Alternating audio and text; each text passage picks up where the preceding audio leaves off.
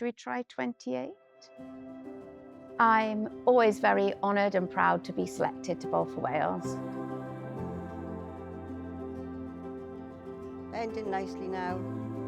It's almost a little bit surreal. I mean, I've only ever been part of sport since I lost my sight. So every time I am selected and I'm described as an elite athlete representing Wales, it's a validation that you're not worthless, you really are good. Yeah. Oh, you found that gap.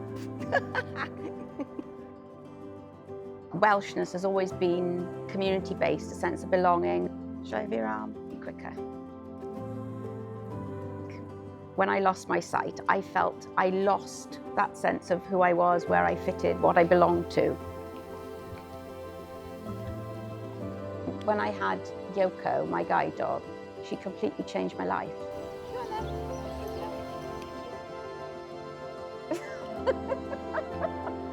Team Wales is inclusive. Everybody's one team. It's brilliant. It's more than just you're an athlete, you've been selected for your country. Very good. Well done, Jules. Yes, I'm very proud to represent my country. I'm very honoured, but it also validates me as a person.